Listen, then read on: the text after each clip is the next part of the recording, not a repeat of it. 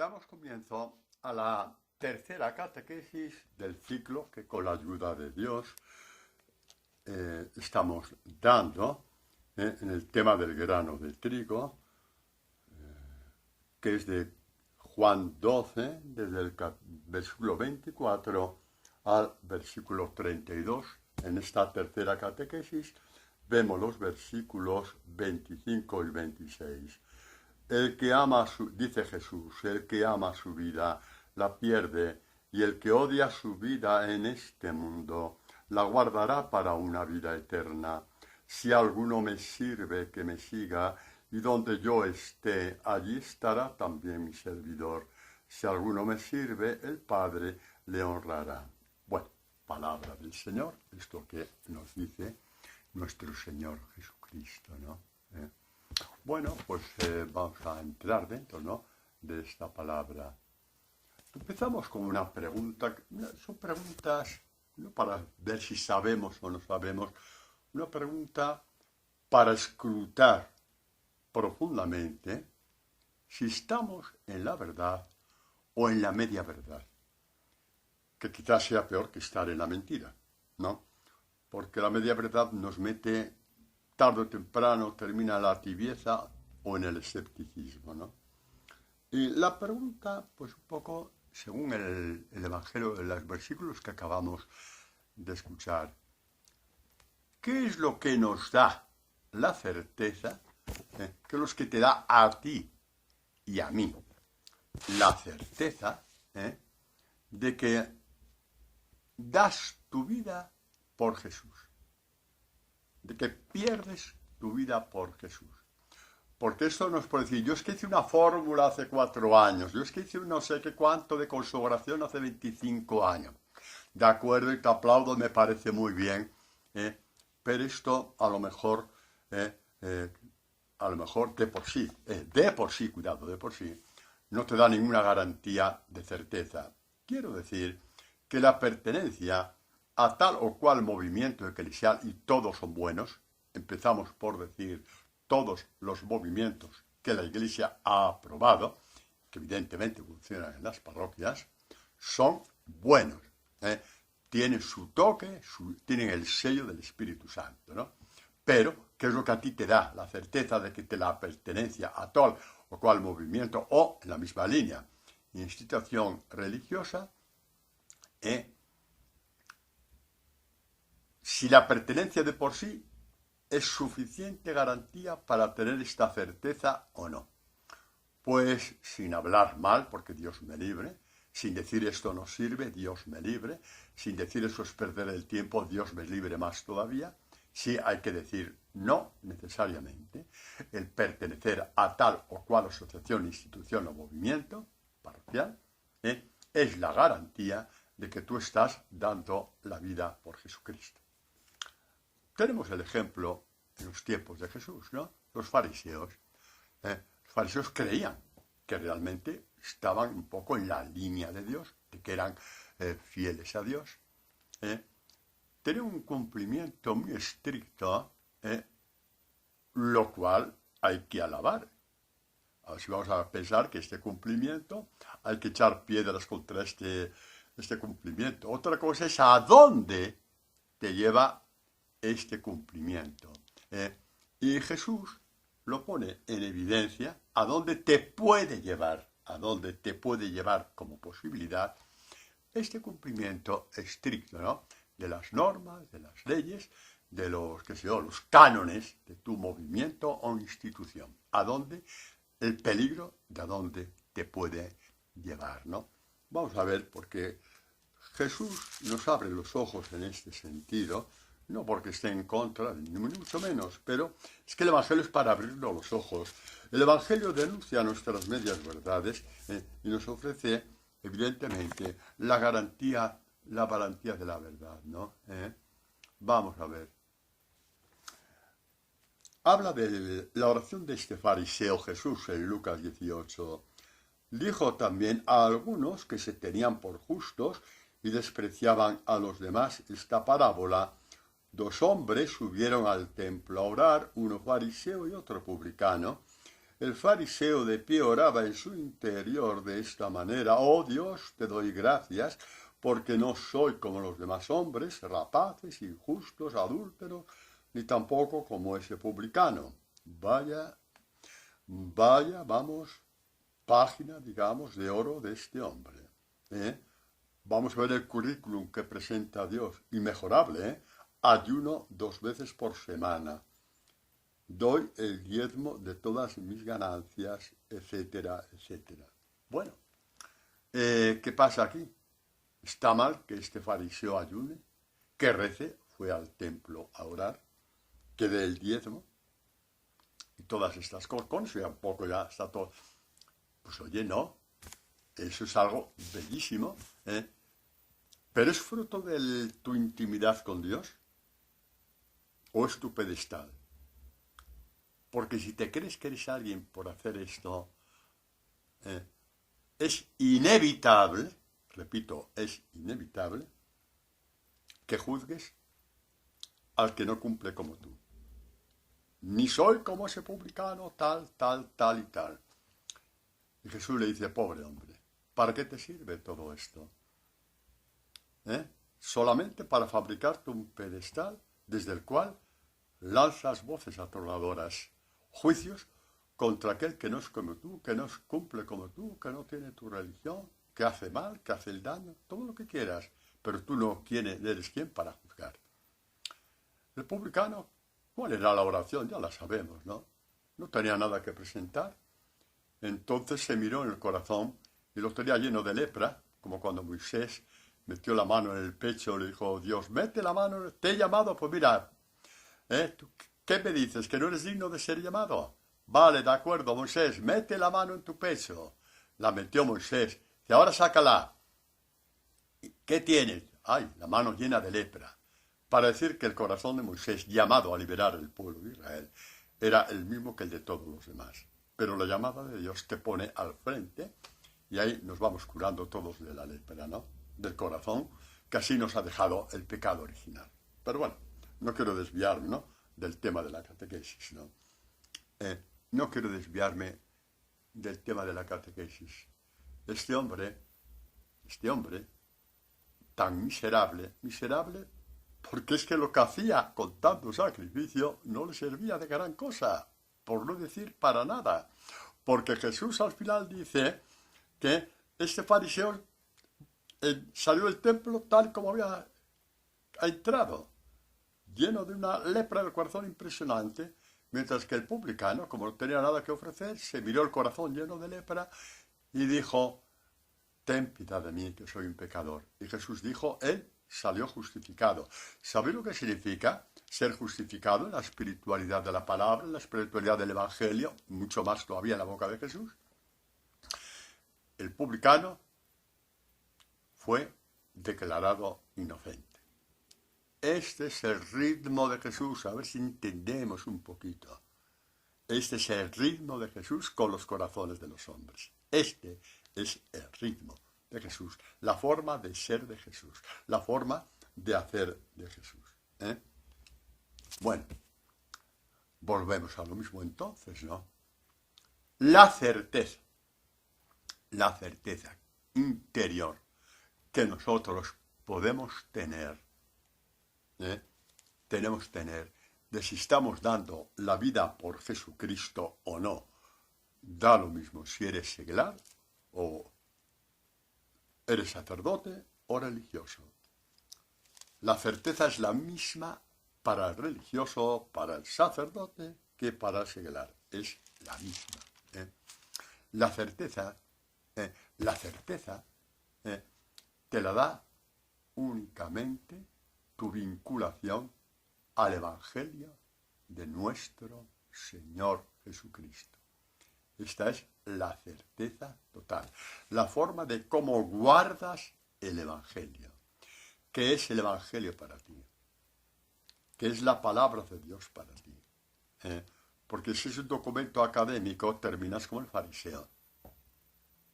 Sí, porque no cambia tu corazón.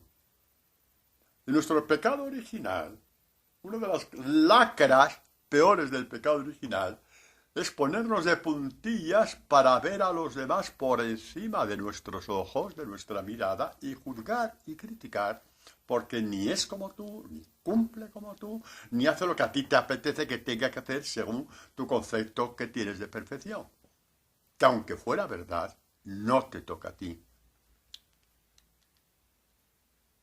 Aunque fuera verdad, porque el fariseo llevaba una vida más o menos intachable, el publicano, ya nos imaginamos qué tenía que ser para ver lo que vio en el corazón y decir, ten compasión de mí, que soy un pecador. El problema es que el fariseo juzgó al publicano, y eso no le toca a nadie, a nadie. Y Jesús dijo, el publicano salió declarado inocente. ¿Por qué? Porque puso la lepra de su corazón en mis manos, en el único lugar que se puede curar el corazón de un hombre. Padre, mi corazón no es leproso. Bueno, yo no soy quien para decirlo. Yo con ver que mi corazón está leproso cuando juzgo a un hermano, yo tengo bastante. Y con eso creo que he dado la respuesta a todo el mundo. Y en vez de justificar por qué es así, por qué hizo esto, por qué hizo lo otro, creo que Dios me llama a ser publicano y decir, Señor, toma este corazón porque acabo de juzgar otra vez. Y a base de eso terminamos no juzgando, porque conforme Dios nos va perdonando, nos hacemos más fuertes, nos hacemos más sólidos en la fe. Tenemos una espiritualidad más seria, más auténtica, más profunda, y Dios nos va curando poco a poco. Pues ahí está. La certeza de que vivimos según el Evangelio de Jesús nos la da la forma de cómo guardamos el Evangelio dentro de nuestro corazón. Y hablando de estas certezas, vamos a ver la certeza que Dios infundió en este punto a nuestra Madre, María, Madre de la Iglesia. María, que al pie de la cruz, ¿os acordáis, no? ¿Os acordáis? Al pie de la cruz, nos dice, estaba María, y María Magdalena y tal, y el discípulo a quien Jesús amaba, y Jesús dijo, Madre, mujer, ahí tienes a tu hijo. ¿Por dónde va el Evangelio? ¡Ay, qué bonito! María, madre de toda la humanidad, madre de... Bien. Pero lo que Jesús está diciendo en ese momento de una forma muy especial, sin negar el resto, pero de una forma muy especial, muy íntima, que María es madre de todos los discípulos amados de Jesús, que son aquellos que, al igual que su madre, guardan la palabra en el corazón. Lo demás lo dejamos al juicio de Dios. Yo me tengo que remitir a lo que Jesús ha dicho. Viendo al discípulo amado, como dicen los padres de la Iglesia, no dice el nombre. ¿Por qué no dijo el nombre? Para que nos diéramos cuenta que los discípulos amados se dan de generación en generación. Son los que hacen brillar el Evangelio en el mundo entero.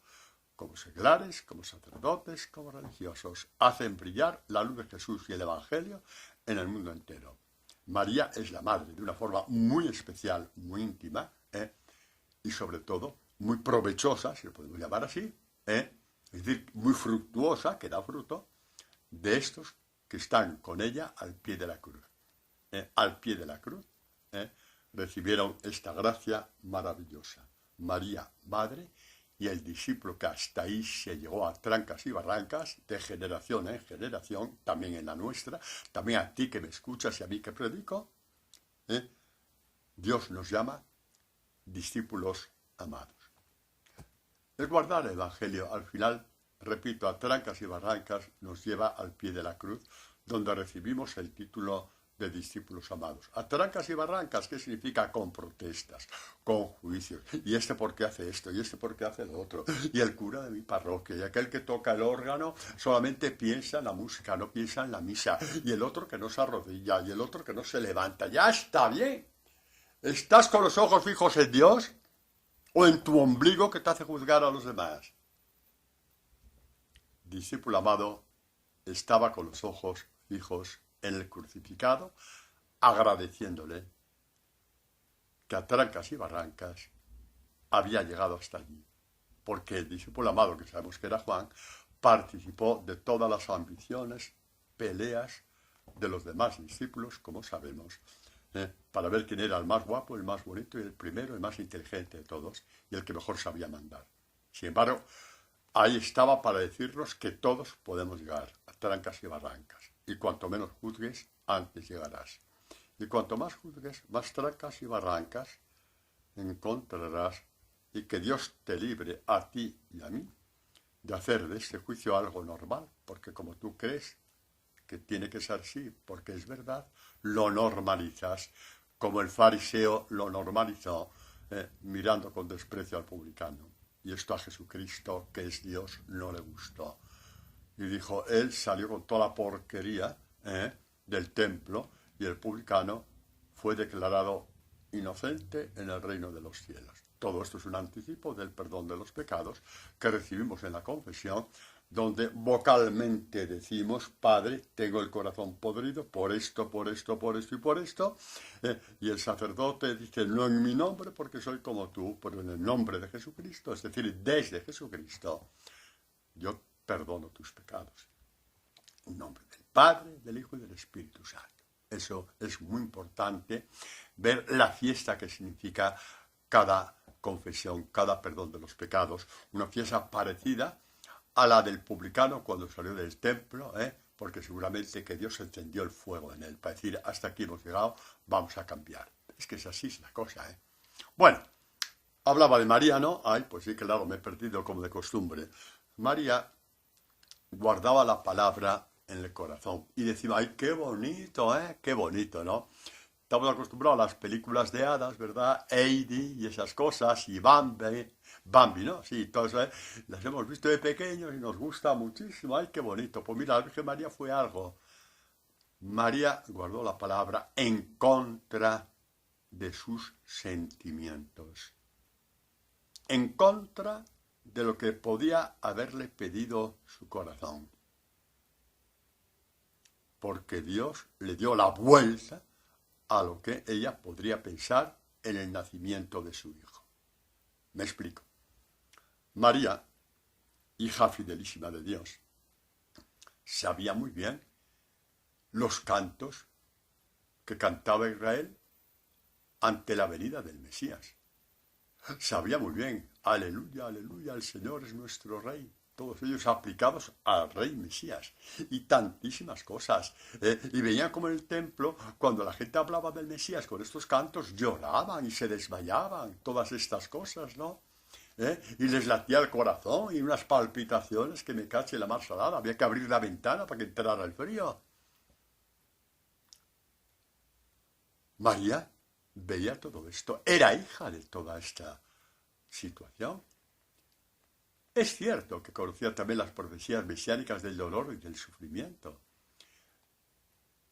pero estoy completamente seguro que lo que María nos esperaba era la precariedad absoluta, la indiferencia absoluta con que Israel recibió el nacimiento del Mesías. Para empezar, en los días previos, un edicto del emperador que cada uno vaya a su tierra. Tócate las narices, coge los bártulos, coge la burrita o lo que fuera. María ya a punto de dar a luz. Un viaje penosísimo. No estoy muy seguro porque no conozco muy bien la historia, pero creo que entonces en Palestina no funcionaba todavía el AVE, ¿vale? Entonces muy probablemente mucho tiempo andando y quizá en el mejor de los casos en un burrito, en el mejor de los casos. Por fin llegan a Belén. Bueno, ya se acabó la prueba, dijeron los dos, dijeron María y José. Ay, Señor, nos has probado, nos has probado, pero bueno, ya estamos en Belén, qué maravilla y tal y tal. Toca puertas por aquí, toca puertas por allá. En un país que tiene a honra y gloria lo que es la hospitalidad, lo tiene como honra, como algo, como signo de identidad, aunque no sea religioso. La hospitalidad en estos pueblos de Oriente es sagrada. Es sagrada. Cuanto más cuando ven esta pareja joven y ella a punto de dar a luz y no le abre ni una puerta. ¿Y dónde está Dios? Dios está en esas puertas cerradas. Dios mío, hay que ponernos las manos en la cabeza. Es inconcebible, es que no es posible, no es posible. Lo fue.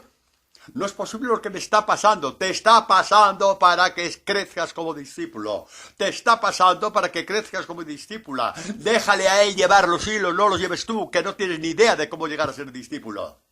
Te ha dado el Evangelio. Bueno, coge el Evangelio y deja que los hilos los mueva él. Que quieres saber más que Dios, hombre.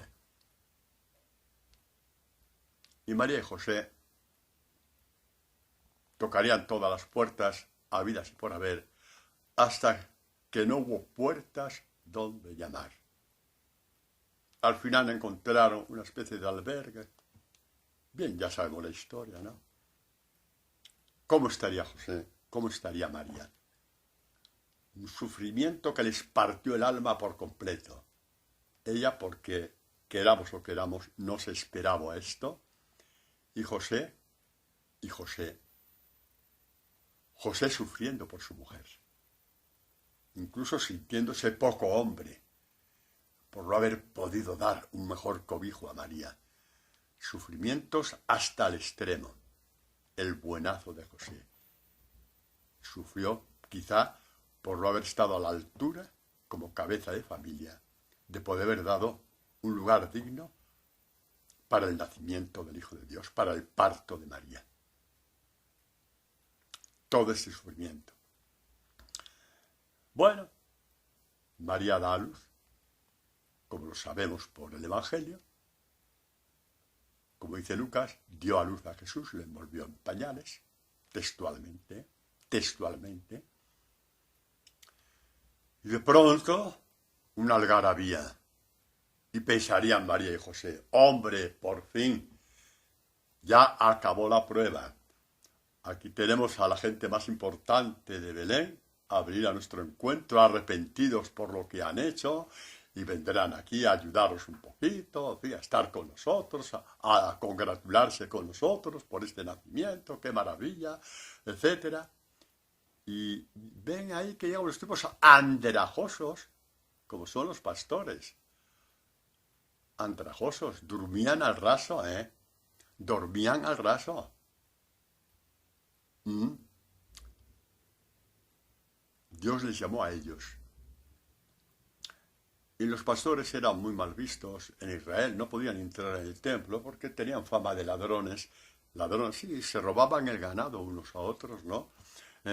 Claro, por eso dormían al raso vigilantes, ¿no? Y sin embargo los pastores hicieron lo que nadie hubiera hecho. Ante el anuncio de la buena noticia de que había llegado su Salvador. Ya no les importó que les robaran el rebaño. Dejaron ahí el rebaño y fueron al encuentro de Jesús. Es toda una declaración de intenciones de cómo ir al Evangelio. No puedes ir al Evangelio con eso de nadar y guardar la ropa, ¿vale? Si todo me va bien, le diré que sí a Jesús. Mira, si todo te va bien, te estás diciendo sí solamente a tu idiotez.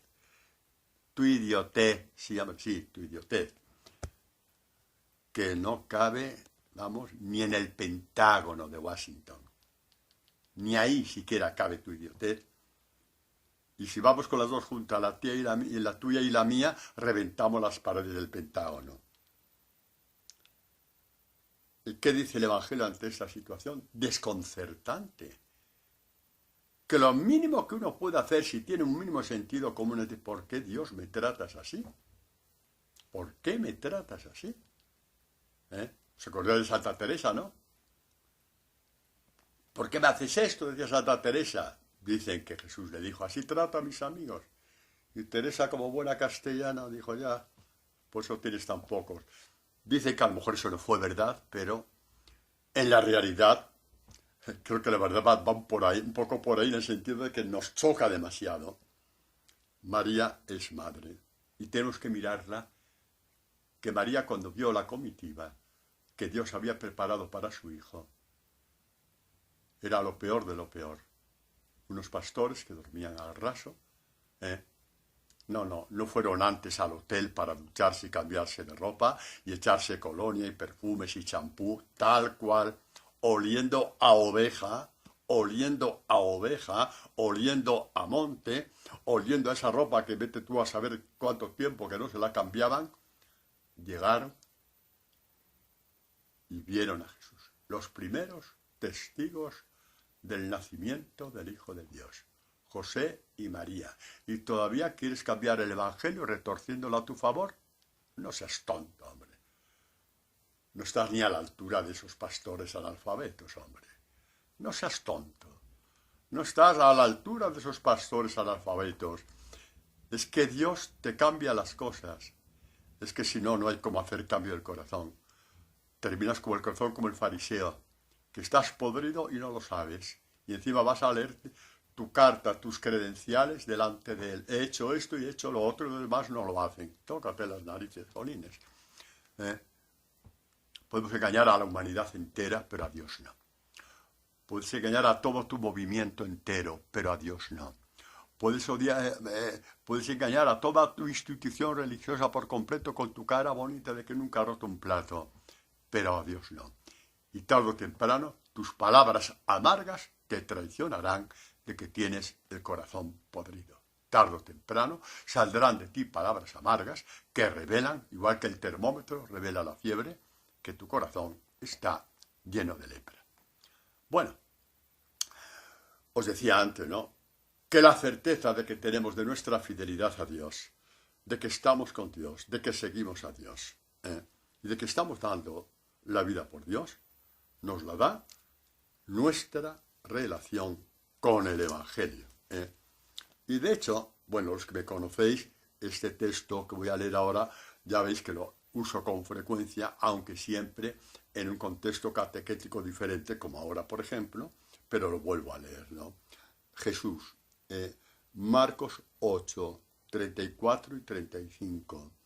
Llamando a la gente a la vez que a sus discípulos, Jesús les dijo: si alguno quiere venir en pos de mí, niéguese a sí mismo, tome su cruz y que me siga, porque quien quiera salvar su vida la perderá, pero quien pierda su vida por mí, por el Evangelio, la salvará. Sí, esto sale con frecuencia, pero en este contexto es la primera vez que sale. Perder la vida por Jesús es perder la vida por el Evangelio. Perder la vida por el Evangelio es perder la vida por Jesús. Porque Jesús no hace diferencia entre él y su Evangelio. Y esto es la garantía de que sigues a Jesús, de que amas a Jesús, de que sirves a Jesús. Tranquilo, a trancas y barrancas.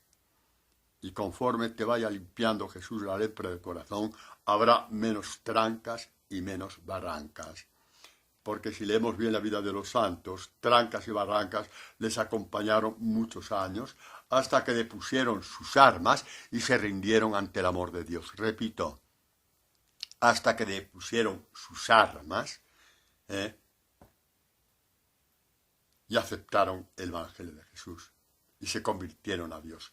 Se rindieron ante el amor de Dios. Al final de cuentas, cuando uno se rinde ante el amor de Dios, se da cuenta de lo tonto que ha sido. ¿En qué sentido? Que tú nunca podrías dar la vida por Jesús si tú no tuvieras la conciencia total de que Él primero te la dio por ti. Y cuando la dio por ti, cambió tu corazón.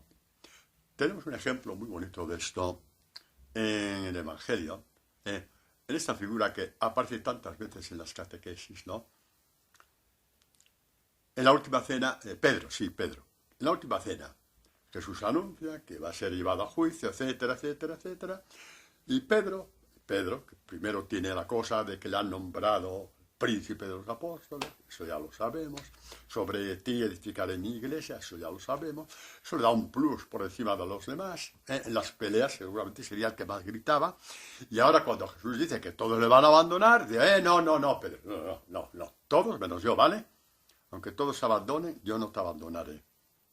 Pobre Pedro, que poco se conocía. Pedro sigue a Jesús, pues igual que nosotros seguimos a Jesús durante demasiados años. Hasta que nos convertimos, durante demasiados años, le seguimos igual que Pedro en ese momento, de un nadar y guardar la ropa. ¿Os acordáis de cuando dijo Jesús, no? Te doy gracias, Padre Santo, porque estas cosas, las tuyas y las mías, estas cosas, las tuyas y las mías, nuestro misterio, inaccesible a la mente humana, pero que nosotros vamos a regalar a los pequeños. Las has ocultado a los sabios y prudentes de este mundo, las has regalado a los pequeños.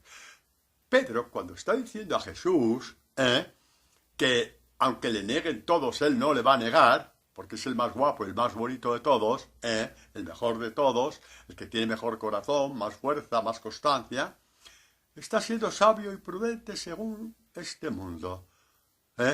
Y según este mundo, esta prudencia horrible, asquerosa, esta prudencia asquerosa, porque no me sale otro nombre, esta prudencia que apesta, porque de esta prudencia sale toda la peste de la lepra de tu corazón, que huele a lo que huele.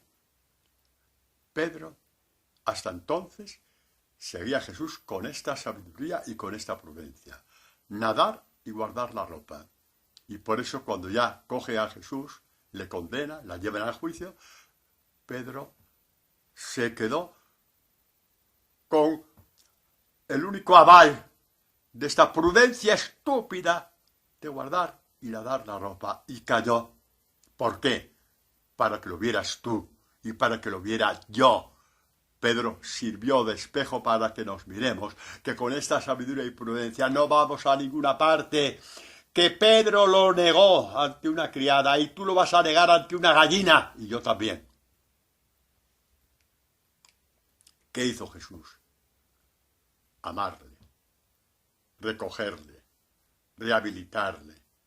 Y después de la resurrección, le dice, Pedro, ¿me amas? Y Pedro, que sabe que ha dado la vida por él, sabe que Jesús ha arrancado esa prudencia estúpida de su corazón. Y luego, en una verdad sublime, repito, en una verdad sublime, la que gusta y agrada a Dios, Pedro no promete nada a Jesús. No le dice, Señor Jesús, has dado la vida por mí, qué maravilla, de ahora en adelante voy a hacer. No. Señor, tú sabes que te amo. Tú me dirás qué tengo que hacer. Me darás la fuerza para hacerlo. Estos son los discípulos que llegan y que roban el corazón de Jesús. Prepotencia de prometer, y después le niegas ante un avatar de la vida, ante una negación que te hacen, cuando te pisan un pie, cuando te quitan la fama, le niegas. ¿Qué discípulo de miércoles somos?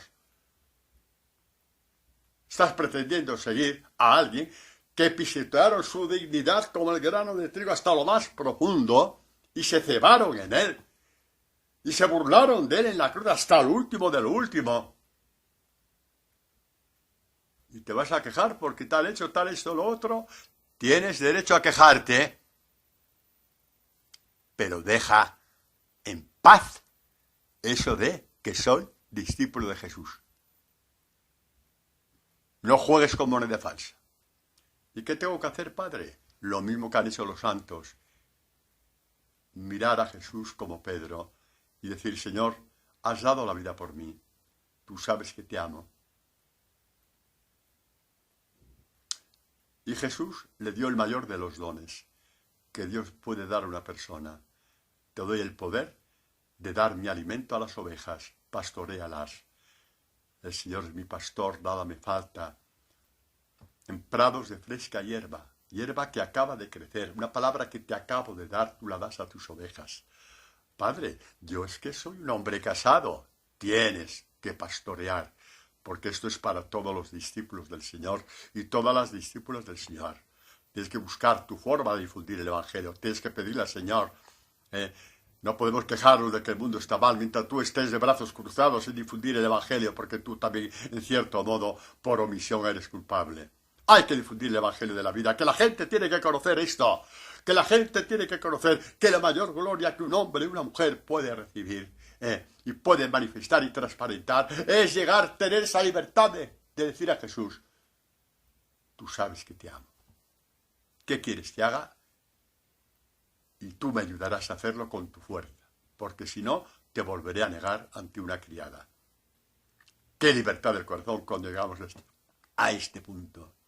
¡Qué maravilla! Aprendemos a rezar, aprendemos a orar, aprendemos a adorar. El Señor nos enseña a partir la palabra, porque te dirá que si primero no comes tú la palabra, no puedes pastorear, no puedes partirla a los demás. ¿Os dais cuenta del campo que nos ofrece Dios? ¿Os dais cuenta del campo que nos ofrece Dios? ¿Os dais cuenta? Entraremos de una vez en este campo, en que nos dejemos llevar por Él, curar por Él, cambiar el corazón por Él, y que Él nos enseñe a rezar, nos enseñe a adorar. Esto es todo en la vida. Eso es todo en la vida. Esto es todo en la vida. Volvemos a María. No entendió. No os hagáis ilusiones. No entendió. Igual que todos. Conforme crecemos vamos entendiendo. Y que nadie se escandalice de eso, porque hay gente que piensa que es más mariano que la misma María. Sí, hay gente que piensa que es más mariano que la misma María. Pues os voy a leer lo que dice Lucas, después de que Jesús se quedó en el templo y sus padres fueron a su encuentro, etcétera, etcétera. Termina Lucas este capítulo 2 diciendo: Jesús bajó con ellos y vino a Nazaret y vivía sujeto a ellos. Su madre conservaba cuidadosamente todas las cosas en su corazón. Y Jesús progresaba en sabiduría, en estatura y en gracia. Si Jesús, Hijo de Dios, a los 12 años que fue al templo, dice que seguía creciendo no solamente en estatura, sino en sabiduría y en gracia, cuanto más el resto de los mortales, incluida María de Nazaret. Es que hay gente que cuando yo digo esto, piensan que estoy rompiendo todos los dogmas sobre la Virgen María, ¿no? Que el Evangelio lo dice acerca de Jesús. No seas cenizo. No seas panocha de maíz, no seas calabaza hueca ni rellena, no seas calabaza. Lee lo que el Evangelio dice Jesús, que a lo mejor ni lo conoces, a lo mejor esto es nuevo para ti, porque nunca te ha dado por leerlo. Pues lee el Evangelio y tendrás la sabiduría de Dios. Y María creció ese día como nunca. ¿Terminó de crecer? Pues muy probablemente, por decir algo, al pie de la cruz. Es la plenitud de la sabiduría que tenemos de Dios. Por decir un punto fundamental, ¿no? No quiere decir que después, todo el tiempo que siguió viviendo con San Juan, no siguiera creciendo. Pero el punto de inflexión es al pie de la cruz. Ella y tú, discípulo amado y discípula amada. Repito, a trancas y barrancas, con protestas, con desajustes, con pecados. Pero al final terminaste por rendirte. ¿Y sabes por qué te rindes? No porque ames a Dios, no te hagas ilusiones. Porque Él te amó a ti. Te amó tanto que entonces sacó amor de ti. Te amó tanto Dios que sacó de ti el mayor tesoro que tienes. Un alma capaz de amar a Dios. Así que no te pongas medallas ni galones. Cuanto más descubras el amor de Dios en ti, tanto más este amor aparece como espada abriéndote el alma y sacando de ti lo mejor que tienes, la capacidad de amar a Dios y a los hermanos. Se llama santidad. Se llama santidad. Ese es el sello que mira Dios en los santos. Este es el sello. Bueno, pues esta es nuestra querida María. Sin entender, sin comprender, no digamos ya José, o los dos igual. Estos pastores andrajosos fue la comitiva que Dios preparó.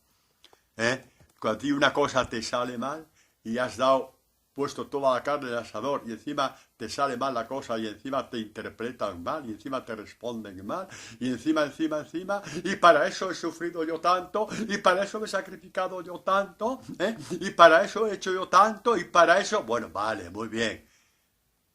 Pero si amas un poquito a la Virgen María, mírala ahí, recién dada a luz, con esa comitiva. Y Lucas dice, María conservaba las palabras en su corazón. Que a veces no sabemos ni lo que decimos. Que a veces somos tan cortitos, religiosamente hablando, lo otro ya no me meto porque no me toca. Somos tan cortitos espiritualmente hablando, que ni siquiera sabemos la grandeza de la relación profundísima entre María y Dios, al guardar una palabra que era inguardable. dable desde el sentido común. No es posible tanto sacrificio. He renunciado a esto, a esto, a esto y a esto, para que ahora resulta que lo peorcito de Belén venga a saludar al Hijo de Dios. Aquí falla algo. Sí, ahí falla el corazón que no entiende a Dios. Y María, como no quería fallar, y ahí está el amor perfecto, guardó la palabra en su corazón para que se le fuera abriendo poco a poco. Y conforme la palabra se va abriendo en ti, tú ya aprendes también a partir de ahí, también aprendes a partir de la palabra, porque Dios te la ha partido a ti por dentro. ¿Lo veis? Las cosas van por ahí. Dar la vida sin la palabra dentro es una utopía. Dar la vida sin tener el Evangelio dentro es una utopía, es una falsedad, es una mentira. Vives de fantasías, es una fantasía. No llegas ni hasta la vuelta de la esquina. No llegas ni hasta la vuelta de la esquina. Porque el demonio sabe tentarte en contra de la adversidad. Y si la palabra no te ayuda a levantarte en la adversidad, no llegas ni hasta la vuelta de la esquina. Y mucho más cuando esa adversidad es injusta. Es injusto que me pase esto. Es injusto que me respondan así. Es injusto que no me valoren. Es injusto que me interpreten así. Junta todas las injusticias de tu vida. No llega ni a la altura de la zapatilla de lo que vivieron en oscuridad total María y José cuando llegaron aquellos pastores. No puede ser que Dios nos haya hecho pasar por esto para preparar esta comitiva gloriosa, estos pastores, siendo lo que eran y aparentando lo que aparentaban en su porte exterior, sucios y harapientos. Pues fue posible, porque solamente así es como Dios nos puede cambiar el corazón, cuando conocemos su forma de obrar. Si pésima fue la comitiva que el Padre preparó al Mesías, totalmente deleznable, permitidme que hable así, injusta, escandalosa, fue la comitiva que le acompañó en su muerte. Centenares de personas burlándose de él al pie de la cruz. Ah, ¿no conocías que Dios era así, no? Claro, claro. Es que el Evangelio está muy lejos de ti, ¿eh? Estás tan lejos del Evangelio que esto te suena ahora y que abres la boca. Ay, pues no me había dado cuenta. Pues no es porque no haya sido un montón de Viernes Santos a misa, ¿no? A los oficios, ¿eh? ¿Cuántos Viernes Santos has ido a los oficios, Los Viernes Santos o el Domingo de Ramos, que se lee la Pasión. Ay, sí, padre, lo he oído, pero pensé que no iba conmigo. Este es tu problema, que no va contigo. Es que si no va contigo, poco vas a tener que ver con Dios, En cuanto discípulo, cuidado. No en cuanto juicio de salvación, que solo me toca a mí. Pero en cuanto a discípulo sí te lo puedo decir. Muy poco tienes que ver con Jesús, porque eso va contigo. De la misma forma que lo veíamos en la catequesis anterior, ¿no? O en la primera, ya no me acuerdo. Dios glorificó a su Hijo. Lo glorificó a la derecha del Padre. Este es mi Hijo amado. Te glorifica a ti también. Solo que para esto hace falta creer. Y eso se llama fe. Y hasta que no te lo creas, serás ante el Evangelio tan prudente como Pedro, de nadar y guardar la ropa. ¿Cuántas veces lloraría Pedro de gozo, de alegría, por la consideración que Jesús tuvo con él? ¿Cuántas veces lloraría? Saltaría el solito sin que nadie le viera en su cuarto, de gozo, de alegría, movido por el Espíritu, por lo que Dios había hecho por él por medio de su Hijo. ¿Cuántas veces, cuántas veces, cuántas veces, cuántas veces? Y estamos llamados todos a dar estos saltos, porque la historia de Pedro es tu historia y es mi historia. Aborrece ya de una vez esa prudencia estúpida que no te deja más que en callejones y salidas, en tibiezas, en escepticismos. Y aprende a abrazarte el Evangelio. con la fuerza de Dios, porque si no, no hay cómo abrazarlo. Ya te lo digo yo. De la misma forma que se lo dijo a Pedro, no me podrás seguir, pero le dio una promesa, me seguirás más tarde, cuando dé la vida por ti y estés en disposición de abrazarte a mis palabras, a mi evangelio. ¡Qué grande es Dios! Qué insignificante lo hacemos con nuestras prudencias estúpidas, tanto que no nos sirve para crecer ni como discípulos ni en la fe. Ojalá un día digamos, esto se acabó, quiero ser discípulo de Jesús, quiero ser discípulo de Jesús, donde Él me lleve, donde Él me llame,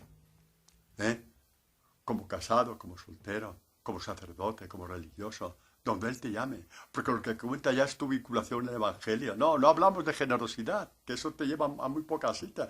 A la generosidad de Pedro le duró 3 manzanas. La generosidad de Pedro le duró 3 manzanas, sí.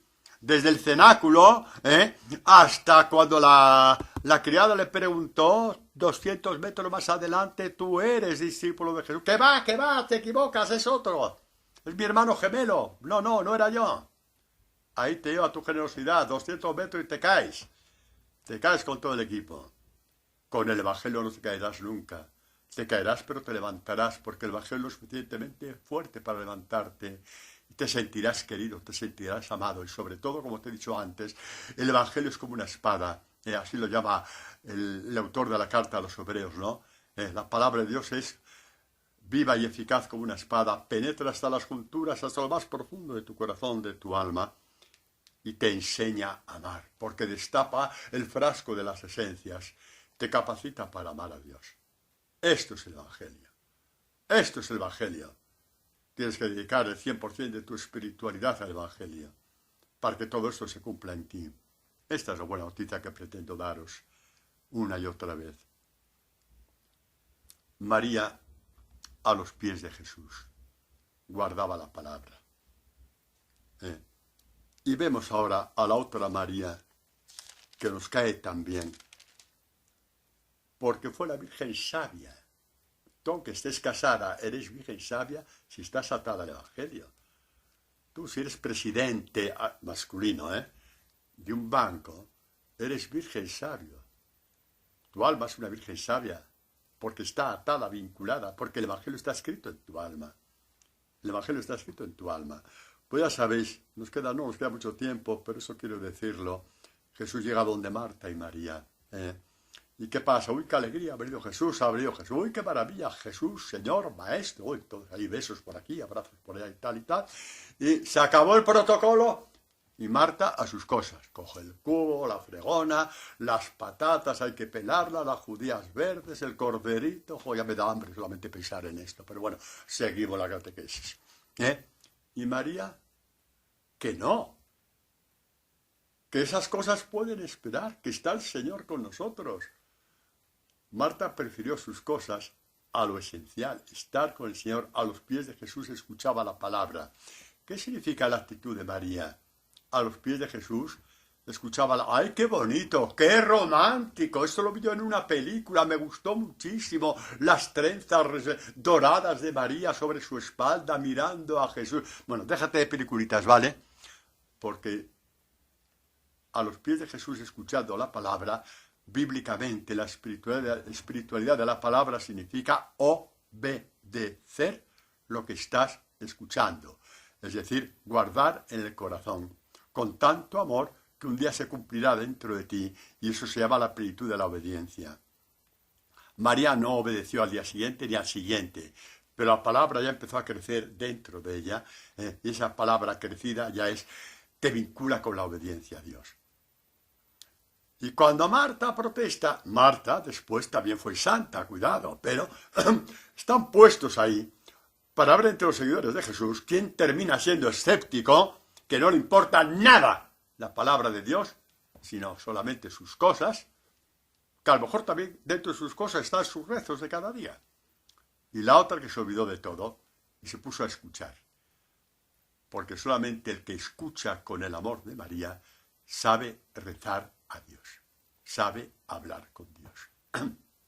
Se habla con Dios desde la palabra abierta, Desde la palabra abierta entiendes este salmo. Se te abre totalmente, una y otra vez, y siempre con fuentes diferentes. No digamos ya el Evangelio, que es la plenitud de la palabra. Pues Jesús dice a Marta cuando protestó, te agitas por muchas cosas, son las tuyas. ¿Qué pasa? Que si hoy comemos a la 1 o a las 2 o a las 3, se va a caer la casa, se te rompe tu esquema de perfección, se te rompe tu horario de perfección. María encontró lo que realmente sirve. Una sola es necesaria. ¿Cuál? Estar conmigo y que yo sea su maestro y le pueda instruir. Esa es tu cosa necesaria. Y a partir de ahí, todo lo demás. María ha elegido la parte buena, no le será quitada, aunque tú protestes y la estés poniendo en ridículo delante de mí. No se la va a quitar nadie. Eso vale por ti y por mí. Cuando te digas el Evangelio, piensa que estás haciendo demasiado. Hombre, si es estar con Dios, te lleva a desentenderte de lo que eres como hombre, como mujer, en la ley del trabajo, en tu casa, donde sea, eso tampoco lo quiere Dios. Estás con tu palabra, no con la de Dios. Porque después de eso María se puso a arreglar también las cosas de la casa. Pero lo primero es lo primero. Vamos a ver un salmo. Los salmos siempre hablan del Evangelio de una forma o de otra, ¿no? Hablan de Jesús y hablan del discípulo. Mirad esta figura de María a los pies de Jesús, que deja todo por escuchar a Jesús. Igual que Pedro lo representa a todos los discípulos, también esta María, la hermana de Marta, nos da el toque de atención, el sello de identidad del discipulado. Es un sello de identidad que hay que salvarlo a toda costa, porque es fundamental. Bueno, pues ¿qué le pasa a David? A tantísimos años, a 1000 años de distancia, 1000 años antes del nacimiento de Jesús. Vamos a leerlo. Mirad, dice en oración David, acuérdate, Señor, en favor de David, de todos sus desvelos. Su salmista que habla a favor de David, ¿sí? ¿Qué hizo David para que el salmista hablara así? Del juramento que hizo a Dios, de su voto al fuerte de Israel, o sea, a Dios que se le llama el fuerte de Israel porque es el que da la fuerza a Israel, ¿no? ¿Qué dijo David? Que tanto llamó la atención al salmista. No he de entrar bajo el techo de mi casa, no he de subir al lecho de que reposo, no daré sueño a mis ojos, no he de conceder quietud a mis párpados hasta que no encuentre un lugar para Dios, una morada para el Santo de Israel. ¿Qué pasaba? Pasaba que todavía Jerusalén estaba, como quien dice, sin edificar. Jerusalén, digamos, estaba en mantillas, como quien dice, ¿no? Y el Arca de la Alianza estaba en Éfrata, una región que viene de la tribu de Efraín. De esa tribu era Josué, que fue el que introdujo el nombre de Dios con la fuerza de Dios a Israel en la tierra prometida. Y en aquella región donde se estableció Josué, que fue el caudillo de Israel, ahí establecieron un templo en Silo, que está más o menos a unos 30 kilómetros al norte de Jerusalén. Y allí estaba entronizada el Arca de la Alianza. Y David dijo, no voy a descansar hasta que Jerusalén sea la gloria de Dios. Hasta que no traiga el Arca de la Alianza. Sería como diríamos hoy nuestro sagrario, nuestro tabernáculo, ¿no? No voy a descansar hasta que Jerusalén sea el templo de Dios. Es cierto que lo construyó su hijo Salomón, pero él le dio todos los materiales, todo el oro, toda la plata, todas las maderas, todos los arquitectos, canteros, para que Salomón lo pudiera hacer. Y David ya pudo descansar, porque quería que el Arca de la Alianza, la presencia de Dios, la gloria de Dios, predominara sobre Jerusalén, la ciudad santa. María a los pies de Jesús no descansó hasta que la presencia de Dios se adueñara de su alma. Esto es el discipulado. ¿Os ha gustado? Pues mira, no hay que ir a grandes libros para descubrir esto. Está todo en el Evangelio. ¿Y de qué forma tan simple, tan sencilla? No hay que hacer 40.000 cosas, no. Pedidle al Señor, pedid y se os dará, y os abrirá la palabra. David es una profecía acerca del discipulado, acerca de la iglesia. Veo a María y a José nuevamente ahí, en esa cueva, en ese portal, en ese albergue de Belén, con esos pastores a su lado, pero riquísimos en la palabra. Tenía la palabra en su corazón y tenía la palabra hecha carne ante sus ojos. Y lo guardaban en el corazón, no sé que el demonio les fuera a quitar aquella alegría de la fe. La alegría del discipulado es innombrable. La alegría del discipulado es eterna. La alegría del discipulado no cabe en este mundo. La alegría del discipulado no cabe en todos los corazones de este mundo. La alegría del discipulado solamente cabe en un alma abierta, porque el alma abierta es tan infinita como la creación entera, porque cabe Dios. La creación entera son obras de Dios. Un alma abierta es Dios mismo. Cabe Dios ahí con toda su gloria, con toda su presencia. Y Él dentro de ti como maestro te parte la palabra. ¿Queréis más? Sí. Ojalá salgamos de esta catequesis diciendo, no descansaré hasta que la palabra de Dios habite dentro de mí, hasta que el Evangelio de Dios habite dentro de mí. No digas el cómo, porque como Dios vea que esto sea cierto, te dará el camino cierto, la puerta a quien llamar, al sacerdote a quien acudir, el movimiento el cual participar, donde todo esto te sea dado, porque esto Dios, nuestro querido Dios, nuestro santo Dios, lo da para todos sus hijos, no, lo da. Y somos discípulos que damos fruto. Damos fruto. Solamente con la palabra de Dios así, arraigada a nuestro corazón, enraizada a nuestro corazón y nuestra alma, solamente damos fruto. Y se cumple así lo que dice Jesús en la catequesis de la vida verdadera. Dice a sus discípulos, la gloria de mi Padre está en que deis mucho fruto. El fruto del Evangelio, que son frutos eternos, por eso es gloria de Dios. No son frutos pasajeros, no, son frutos eternos. Pase lo que pase, son eternos. Tú has dado frutos en tal movimiento, en tal parroquia. Un día hay un terremoto y se cae esa parroquia. No acaba con los frutos. Estoy diciendo cosas un poco barbaridades, pues para que entendamos que caiga lo que caiga, los frutos son eternos. Están ante los ojos de Dios. Hacen parte de tu alma. Y por eso Jesús dice, la gloria de mi Padre está en que deis mucho fruto. Y seáis mis discípulos. Vincula estos frutos al discipulado, no a tu cara bonita. Al discipulado. Al discipulado como el de Juan, como el del discípulo amado, que no hay otro discipulado que el del discípulo amado. No te inventes, no te lo inventes. No es que a mí me dijeron, no. Tú tienes que hacer lo que dijo Jesús, no lo que te dijeron no sé quién. Aunque sea muy bueno lo que te hayan dicho, ¿quién soy yo para juzgar nada? Pero tú tienes que decir lo que te ha dicho Jesús, que es tu maestro de discipulado. El maestro de tu discipulado es Jesucristo. Tienes que decir lo que ha dicho Él. Y darás fruto. Y seáis mis discípulos. Como el Padre me amó, yo también os he amado a vosotros, permaneced en mí. Y terminamos con algo que quiero puntualizar, como en la Escritura, en la espiritualidad bíblica, el término mandamiento es totalmente sinónimo con el término palabra. Para nosotros, mentalidad occidental, el mandamiento es una orden. Y queremos que cuanto más órdenes cumplimos, más perfectos somos. Yo no digo ni que sí ni que no. Pero sí quiero decir, como Juan en la primera carta nos dice que hay una identidad total entre la palabra mandamiento y el término palabra. Os lo leo y con eso terminamos porque nos queda un minuto. Primera carta de Juan, es el capítulo 2, versículos 3 en adelante. En esto sabemos que le conocemos, es decir, que conocemos a Dios, que conocemos a Jesús como Hijo de Dios, en que guardamos sus mandamientos.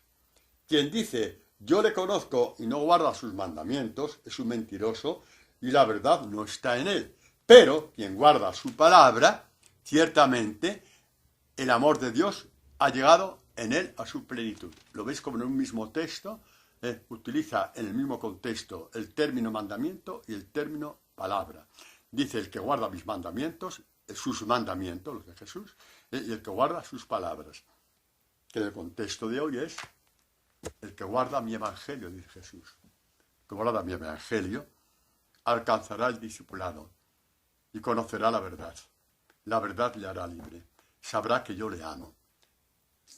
Te van a cortar un pie, sabrás que yo te amo. Te van a cortar no sé qué, sabrás que yo te amo. ¿Te ha pasado eso con tu hijo, con tu marido, con tu hija, con tu mujer? Sabrás que yo te amo. ¿Te ha interpretado mal en tal movimiento, en tal grupo? Sabrás que yo te amo, porque esto está por encima de todos estos avatares. Bienaventurado el que se crea el Evangelio de nuestro Señor Jesucristo.